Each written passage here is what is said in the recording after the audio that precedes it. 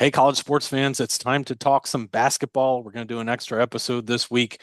We are going to get into the men's team that is already 4-1. We're a little late to call this a preview, but we'll run through the team, talk about what's looked like so far, what we expect going ahead, and where it kind of fits into the recent trend of the Tigers under Brad Brownell, entering his 16th season at Clemson.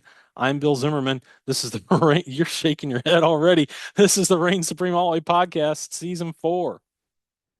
I'm Daniel Shirley. It's hard to believe it's been 16 years.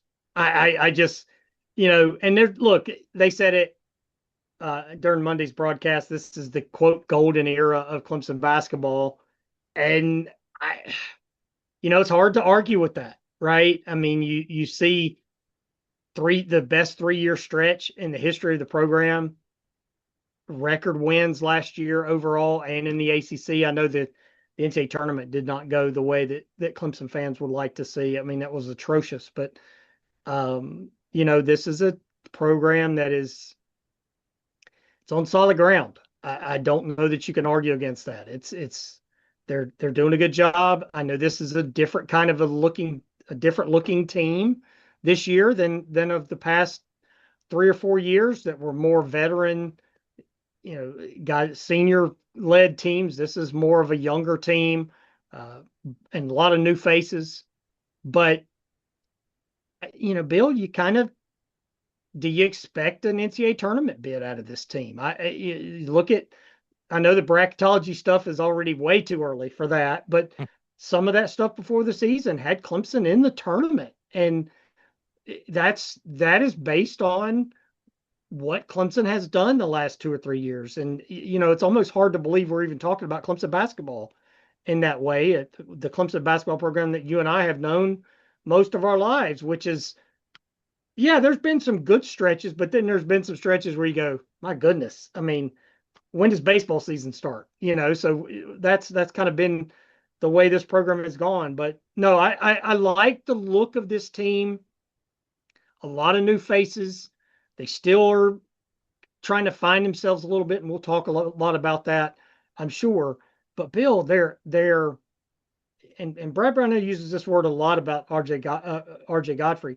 They're bouncy, and I think there's some athleticism this year that there wasn't last year or maybe the year before with this group. The younger kids are really athletic, and I think that gives you some hope that if they can do some of the little things, the dirty work kind of things that Clemson has become known for, that this could be another good year for this program. They got to get that grit on their hands, don't they? They got to Yes. get that grit. Yes. I what I've seen so far, I like just how even-handed they are. I like the athleticism all around the court. I like that a big man is your best three-point shooter so far, so that you're not dealing with like a size disadvantage at some point in the matchups down the line, especially once you get into ACC play. I just like that different guys are stepping up. And, I was experimenting with the graphic that we got on the screen here, and the numbers were pretty different before the North Alabama game. Had to go through and update those. But just seeing that there's kind of a 10-man rotation and everybody's bringing something. I mean, 8 of those guys are, they're not all in double figures, but they're close to it. They're making meaningful contributions on the stat sheet, getting good minutes. You've got 10 guys getting at least 13 minutes a game, nobody playing more than 23. And one of the things that you and I were talking about was that this is what you and I have said needs to happen, right? To get more of those young guys on the court, to get them that learning experience. And I think especially this time of year, it's got to happen, not just because the level of competition is typically lower. I mean, the Georgetown game was certainly a very strong opponent. And then coming up with the Charleston Classic, you're going to have one or two good opponents there as well. We'll see what West Virginia proves to be as they go down the line. I really wouldn't be surprised if this rotation of 10 doesn't shrink much smaller than 7. I don't think it'll get all the way down to like 7 like we saw. It could be 8 or 9 or maybe even stay 10 as the season goes along, but I do expect maybe that differential in minutes will change a little bit. I think Brad Brownell is going to want to settle into more of a core at some point. Yeah, I think so, and that's okay. But I do think that, Bill, I'll be surprised if there's many games this year where 10 guys don't play. Yeah. And I think we saw that a little bit last year when Dylan Hunter got hurt, and we heard about what that injury meant to the team in the ACC tournament and in that NCAA tournament game. And as you and I said at the time, well, maybe if these other guys had gotten some more minutes earlier in the season, they would be ready for these minutes now. And Exactly. maybe those guys just weren't in that place, right? And these young men are. I do feel like if you watch this group, this is a more advanced, talented freshman class, maybe than Clemson's ever had. And I'm including Ace Buckner in that, and I know he's a red shirt. I'm including Dallas Thomas in that. I know he's a red shirt. Uh, you know, I am really impressed by Zach Foster. Yeah. He looks really, really good, and Grading not on a just curve for his youth. I agree. right, and not just shooting the ball, but I mean the play on the court. And look, there's going to be freshman mistakes. There's going to be defensive, letdowns or mistakes or whatever problems. Those things are going to happen. But the ball handling, getting the other guys easy shots, I mean, that stuff's not natural for a true freshman. Not the Clemson true freshman guys have had. I mean, Duke and North Carolina and Kansas, and okay, those kinds of true freshmen, yeah, they make that kind of a difference. But when's the last time Clemson had a true freshman who you said really made everybody else around him better? Right. I think he is that kind of guy. Be sure to subscribe at youtube.com/Clemson Kickoff. It's free. It's the best place to catch all our episodes, and it's the best place for you to comment with your reactions. Chase Thompson hasn't played quite as much, but you can see it. You can see that it's in him. He's more of maybe a Hunter Tyson kind of a project a little bit. They kind of grow into it. And Ian Shefflin kind of grow into it. But it's there. The talent is there. And Bill, you mentioned size. When's the last time Clemson had this big of a roster? Yeah. I mean, you look, RJ Godfrey 6'7", all right. Chase Thompson 6'8". Zach Foster 6'5", 6'4", 6'5". He looks bigger than that. Dallas Thomas 6'9", Jake Wahlin 6'10", Nick Davidson 6'10". I mean, Carter Welling 6'11". Ace Buckner 6'3". He looks a little bigger than that to me. And I know Trent Steinauer hasn't played much, but he's 6'10". Yeah. This might be the biggest roster Clemson's ever had. 1 to 12, 1 to 13, whatever. So, I mean, there's a lot to like. Again, it's early. It's 4 games, 5 games, whatever. We'll find out when the competition gets tougher. And they've got some tough games coming up. And, you mentioned West Virginia, and then Xavier or Georgia. Alabama's coming up. BYU's coming up. I mean, those are going to be tough games that, typically you don't play those kinds of games when you have this kind of roster, with a lot of new, and usually you kind of ease into the schedule a little bit, but they're not doing that this year. So, we'll see. And I mean, not even looking ahead to next year's class, they've got 3 really good players coming in next year's class. So the recruiting is really on an uptick. And I think you're seeing that with this class. We've seen it the last few years too, but I think this class has a chance, especially if you include the 2 red shirts. This freshman class has a chance to really do some damage for this program. Yeah, and there's a lot of still getting to know each other in the heat of competition Absolutely. going on. Yes. Like they had a good off season, they were able to work together. But once you get that out there on the court and it's 5 of your guys against 5 of the other team's guys, and you don't know their tendencies, you don't know everything that's going on, they seem to be working pretty well together. I kind of would like to see, and maybe it's not as necessary these days, I would like to see kind of a go-to guy develop. And I'll give you a reason for that. I've seen for years, because I live down here in Central Florida, that the nearly hapless Orlando Magic just have a bunch of guys where you look up and down the roster and it's like, well, they can't trade him, they can't trade him, and they can't trade him. It'll all fall apart if you pull any one of those guys out. But then there's never that true go-to guy when it's like, hey, this is a close game. They've played a team within a point or two. It's a one possession game. And you don't know who's getting the ball and going to drive to the hole, or you don't know who's going to draw that double team so that you can draw up a play to get a guy an open shot. And I do think that would help this team at some point. It doesn't have to happen this weekend in Charleston or anything, but it would be nice to see that evolve. And I'll tell you, the guy who I see with that kind of energy is Ace Buckner, the redshirt freshman. He's already at 11 points per game. He's been among the top scorers on the team for a couple of games now. He's 6'3", not quite the size that you would dream of in a go-to scorer, but he does seem to have that mentality. He is not backing down from anything, despite this being his first season in hardcore competition. Foster certainly isn't backing down from anything as a true freshman. I would like to see his consistency improve a little bit. The missed dunk, and I know it wasn't costly, but the missed dunk the other night was a little embarrassing. You look at Nick Davidson coming in and being what he's supposed to be. You look at Carter Welling coming in, being what he's supposed to be, the leading scorer right now at 11.4 points per game. Wahlin, you mentioned he's the 48% three-point shooter. He's got the most three-pointers on the team right now, checking in at 6'10" and a junior. So he's got this year and next. Welling's got this year and next. This should be Davidson's final season. What a trio that is up front. And then you mentioned RJ Godfrey coming back, familiar with the system. We were talking about Dylan Hunter kind of being a glue guy, but I think you could look at RJ Godfrey as a little bit of a glue guy plus, and just the contributions that he's making. One of the best scorers at 10.8 points per game right now.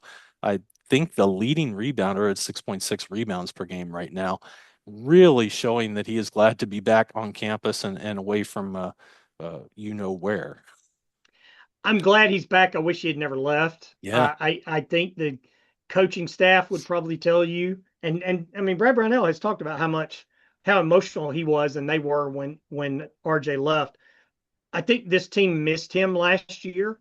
That, again, bouncy, that athletic big man, because they were kind of slow-footed last year up front. And they were big, but they weren't big and athletic. I think this year they are big and athletic. Again, they're still finding who they are. Brad Brownell said that last night after the win over North Alabama. They're going to make mistakes. He doesn't want to always be the negative guy, even though you come in the locker room and say, guys, I don't want to be negative, but we did this wrong and this wrong and this wrong and this wrong. Even when they win by 20, North Alabama's picked to win their conference, so they're no slouch. Yeah. I know they're not on the radar for some people, and maybe some people thought they were going to win that game by 30 or 40. I don't know, but they played so well in the first half, and it looked like they almost kind of relaxed in the second half. Kind of did that at Georgetown. They had the halftime lead at Georgetown. They've got to get that every possession focus, and it's hard for young guys and freshmen and new faces and all that as they're trying to figure out who they are, where they fit. But there is something there. You can see it, Bill. We don't know what the rest of the ACC will look like.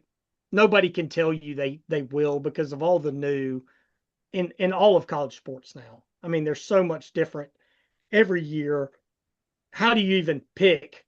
They were talking about it on the broadcast last night. How do you even pick 1 to 17 in the conference, a ranking preseason? How do you know what Notre Dame has, or Stanford or Cal, or how do they fit, right? You just don't know. You can't. Football season taught us that, didn't it? Yeah. You can't just look at last year's roster and say, oh, they've got 12 guys back. Well, I mean, if that's true, then Clemson wouldn't be 5-5 in football because they had so much returning. Oh, and they're not the only ones, Texas. Right, absolutely. Yeah. Absolutely. They're not the only one. Yeah. So you can't just bank on that anymore. When you and I were growing up, you looked at last year's roster, saw how many returning starters they had coming back. Was the coach back? Was the quarterback back? Okay, they're going to be good. Yeah. It doesn't work like that anymore. Same thing in basketball. And just because Clemson's got all this new doesn't mean they're not going to be good. Right. They very well could. I would like to see a go-to guy develop. I don't want it to be a Will Solomon kind of a thing where he's the only guy. Remember Will Solomon? I mean, great player. Loved watching him play. Right. Didn't have a whole lot of help. And he had to do all those things. So it's kind of, you want that balance. And I know it's easy to say because they just won the title, but the Thunder have that. They have the depth, but then they got that guy who can go get 50 whenever you need him to get 50 in SGA. Yeah. So, and 50 is, I'm exaggerating.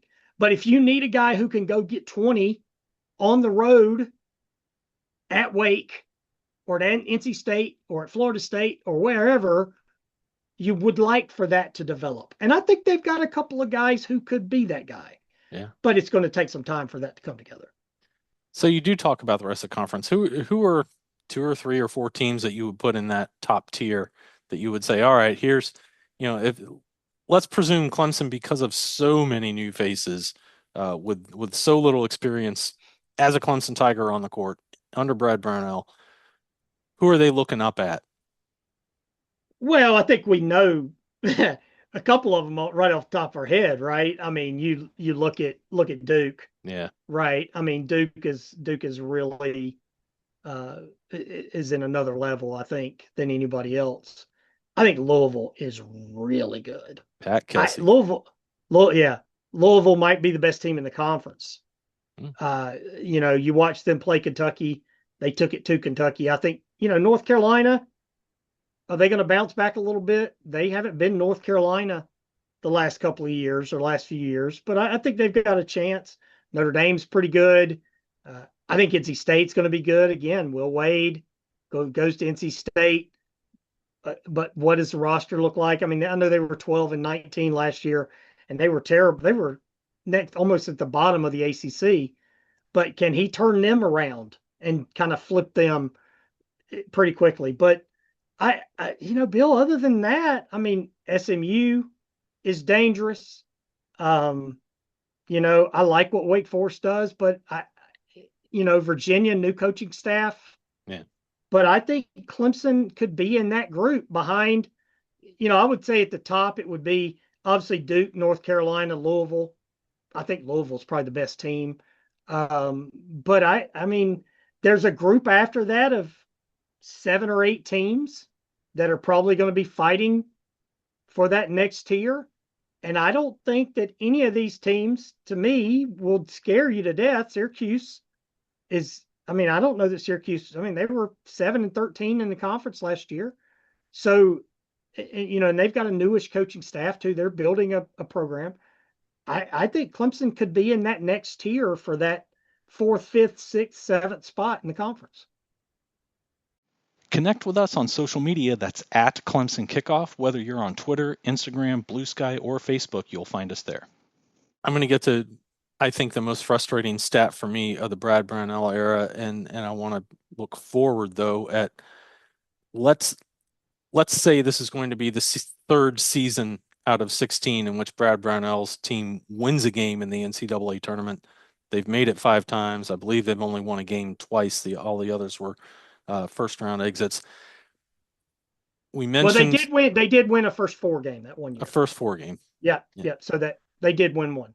Yeah, and well, it counts. It counts. You're right. It was at that point it was hard to look at it the way that we now look at it, if you ask me. Sure. If this team is going to do that, I think developing a go-to guy is maybe a luxury. I think playing a full 40 minutes is a must. Yes. Is there another thing that really needs to emerge X's and O's wise for this team to really cement itself? And I think this is going to be, let me add this in before you, I do think this is going to be a team that gets better over the course of most of the season, especially if they keep playing a lot of guys, because I don't think they're going to be one trick pony. I don't think that it's going to be an easy team to look at the tape if you're an opposing coach and say, oh, well, here's what we do to shut them down, take them out of their best routine. Right. But what's kind of the one thing, we've only seen 5 games, but what's kind of the one thing you want to see that would make you feel good about, yeah, they're going to definitely get in the tournament and they're going to probably win a game when they get there? There were a couple of things. They've got to defend, and they got to defend the ball, right? And I mean, and you say, oh, well, yeah, yes, of course that sounds simple. But it's like score the basketball. Well, I hate when people say score the basketball because what else can you score besides the basketball? But if you can't defend the ball at the top of the defense, it breaks down everything, right? And if you're getting beat off the dribble, it breaks down. Then there's wide open shots everywhere. So that's got to be better. And they've not been great at that so far this season. So that's got to be better. I think they've got to find some consistent outside shooting. You look at the last few years, you knew that Chase Hunter was going to make some big shots. Not all of them, but Right. Nobody's perfect. You knew PJ Hall was going to make some big shots. Hunter Tyson was going to make some big perimeter shots. So somebody has got to be consistent shooting the ball. Now maybe that's a group thing. Maybe it's Wahlin, maybe it's Thomas, maybe it's Foster, whoever it is. That's okay. But they've got to do that. But I think, Bill, I don't see a problem with this team's offense. I see potential with the offense. I got to see. I'm not going to let you score on me defense, right? It's personal for me if you score on me. That's what you've got to see from them on defense. And, again, it starts with the top of the ball. People say it all the time, the head of the snake, all those cliches, and things are cliches because they're true. Dylan Hunter can't be getting beat off the dribble. Ace Buckner can't be getting beat off the dribble. And whoever else is at the top of the key, Foster, whoever else, it's got to start there. If this team defends with any kind of tenacity, I think it's got a chance to be, a tournament team. And look, if we'd have told you all the things that they've lost off the team the last few years, PJ Hall, Hunter Tyson, Ian Shefflin, Chase Hunter, go down the list. Victor Locken for the 1 year. He was really good last year. Yeah. You take all those guys off the team and you keep making the tournament over and over. That's not something we're used to as Clemson basketball followers, right? We're just not. Usually it's make the tournament, have 3 or 4 years, build back up, make the tournament. Go look at Clemson's history. Right. That's been the tradition of Clemson basketball. Well, it's been an average of 1 in 3 years for Brownell. Right. And he's been around for 15 years. But it's been three that. straight. It has been 3 straight. Right. And he said, when I get the resources I need, the support I need, the building I need, and they're adding on another practice court on the build, on Little John now, and all this stuff. He said, if I ever get all that stuff, we'll start to see it. And we've been critical. I've been as critical of him as anybody. We both have. Try to be fair. Yes. It's not personal. I want him to do well. Heck, I cheered for him hard when he first got the job. Yeah. But we're seeing it now, and the recruiting is getting better. And you're getting. Look, does Clemson get Zach Foster in recruiting 15 years ago? Maybe not. And right. He's as skilled of a freshman as Clemson has brought in a long, long time, who's ready to play. Look, he's scored 16 points, 14 points last night. He's playing 20 minutes a game. How many times since you and I started doing this podcast have we been screaming for freshmen to play more than 2 minutes a game? Yeah. And he's doing it. So, but they've got to defend. They absolutely have to defend, and it all starts there. And then we'll see, from there what becomes of this team. Yeah, I don't know how much time we have left here, just a little bit. You mentioned Locken and how good he was last year, and it was especially, I think, in the second half of the season last year that he looked really good. Terrence Oglesby was very high on him when he came in. Maybe I was watching him a little too critically because of that, but I really do feel he elevated his play in the second half of last season, and I think that is an example of what a lot of guys on this roster can do right now. And I don't think it's going to be about elevating their personal level of play. I think it's going to be about them getting comfortable and developing a kind of a, I like to say, a spidey sense among one another, right? And Right. understanding Right. how to play team basketball together and understanding who's on the court and who does what. And it just starts coming naturally to them. And I think for Locken, it maybe was a little more individual development last year, rising a level of competition coming in the ACC, and then really kind of flipping a switch. I remember there was a key conversation between him and Brad Brownell. I hope I'm getting that right. And then that kind of helped him turn a corner within a game or two of that conversation. These guys kind of have to develop it all together. But I think that from what we're seeing now, the energy is good, the body language is good, and I think it's going to become a little more cohesive. I think those rough spots are going to get kind of polished up a little bit and start looking better. And when that happens, of course, right about that time of year, the competition level gets tougher again because Tournament you're there. starts, right? Yeah. Well, not only that, but the ACC schedule, Yeah. compared to the majority of who they're playing right now, and that's kind of a long-term pattern for both of us. And I've bemoaned it for a long time. Someone will get excited about Clemson basketball, whether it's a Clemson student or whether it's another ACC buddy of mine saying, "Hey, Clemson's looking pretty good." I'm like, well, let's just wait until we see some ACC basketball and see what they look like in conference instead of playing like Hampton Oil or whoever. I mean, North Alabama, what Marathon Oil, whatever the heck Marathon it oil. was, like Marathon oil, yeah. thank goodness that like North Alabama is a better team than that. Georgetown's in there. You've got the two teams that they'll play this weekend will both be better than that. That's going to help, and that's to me what's going to be critical about pulling so many new faces together. Several of them just on a 1-year run, and you do want to develop the younger guys for the long haul. But if they can do it this year, and so far they show signs that they can, that's really exciting. Got 30 seconds if you want to throw anything else in there.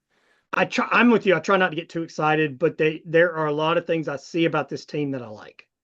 I like the athleticism. I like the size. Now let's just see, they got to go win games. There you go. Simple as that, right?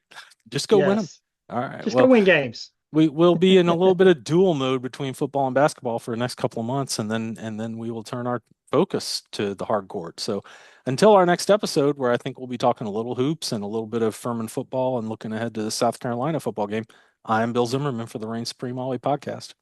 I'm Daniel Shirley. Go Tigers.